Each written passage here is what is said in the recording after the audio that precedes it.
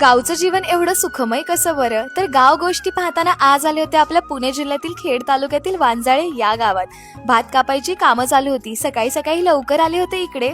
कुणी गुरं चरायला घेऊन चाललं होतं, आजी पाणी घेऊन आल्या होत्या. कुणी अंगण झाडत होतं, तर इथे चुलीवर आंघोळीसाठी पाणी ठेवलं होतं.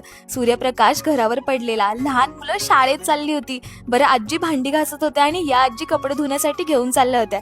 आणि या आजी कौतुकाने पाहत होत्या की आम्ही नक्की काय करतोय ते.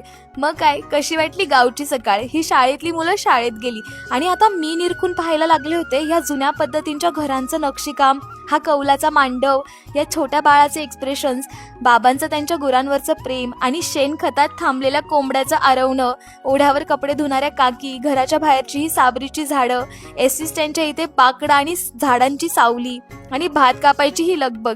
येटाळणीचा सीझन चालू आहे ना, मग काय, भात कापायला सर्वजण आपापल्या शेतात गेले होते. शेतकरी शेतात जाताना हंडा आणि त्यावर तांब्या तर घेऊनच जातात.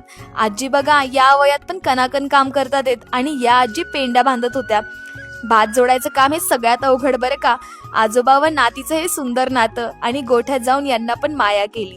आता हे संपूर्ण गाव या दोघींनी फिरवलं आणि फॉलोअर्स मंडळीला भेटून पण छान वाटलं. आता या गावच्या काळभैरवनाथाच्या मंदिरात व मारुतीच्या मंदिरात जाऊन दर्शन पण केलं. बरं, आता बसला का विश्वास गावचं जीवन एवढं सुखमय कसं काय यावर? आता लाईक अँड फॉलो करून जा.